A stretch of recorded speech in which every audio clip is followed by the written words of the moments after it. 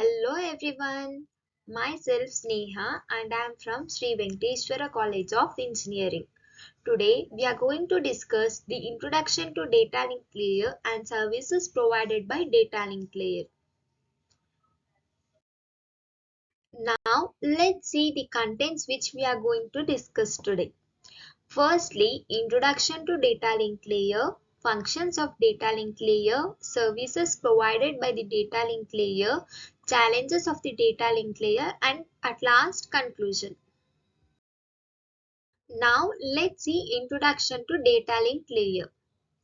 The data link layer is the second layer of the OSI, that is Open System Interconnection model, responsible for the reliable transfer of the data between adjacent nodes in a network.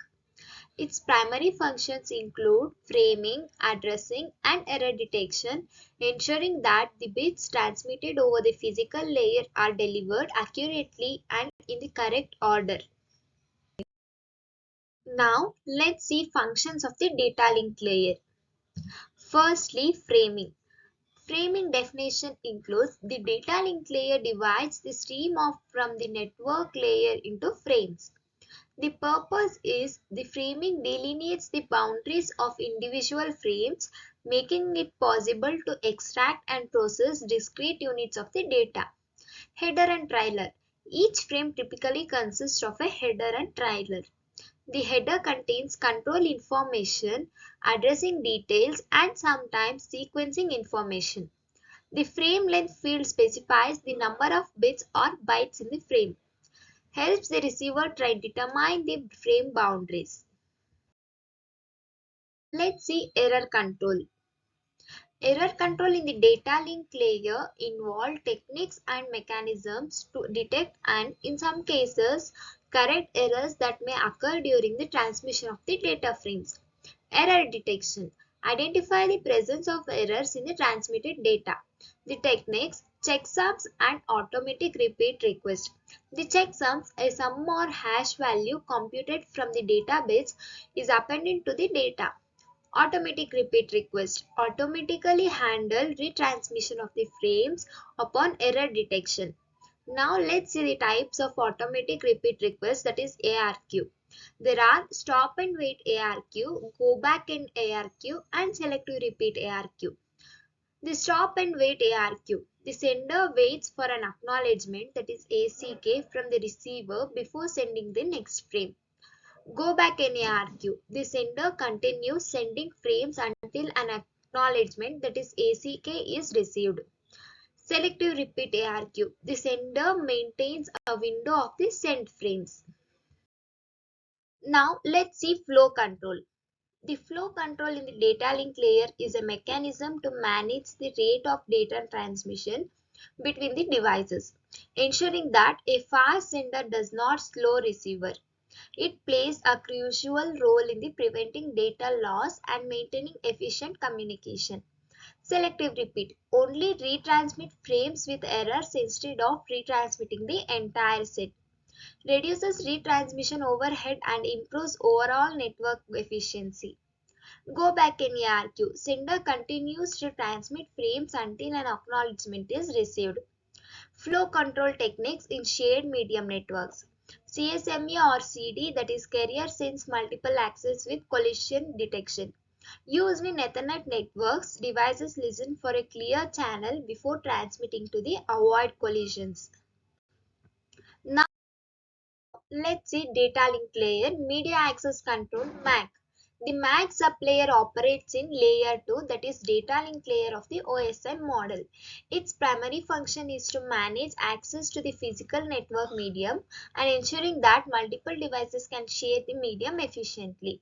The MAC addressing. The MAC addresses are unique hardware addresses assigned to network interface cards, that is NICs.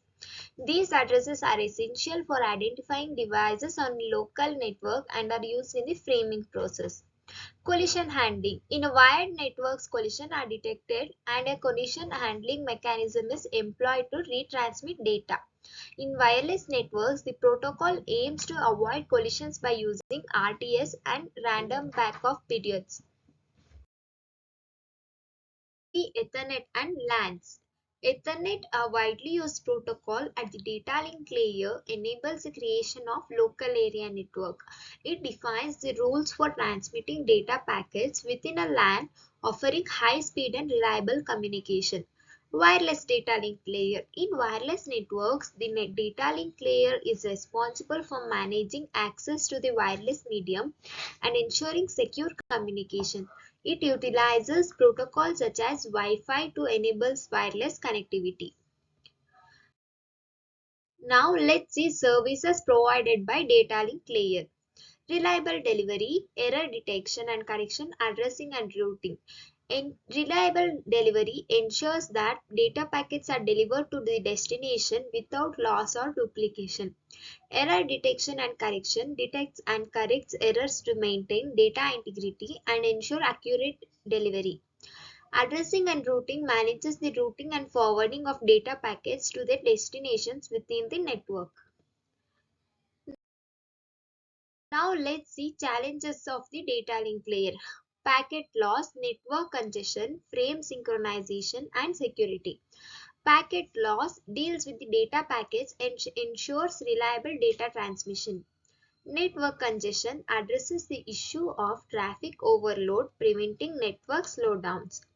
Frame synchronization, achieving and maintaining synchronization between the sender and receiver in terms of frame boundaries is crucial. Loss of synchronization can lead to data corruption.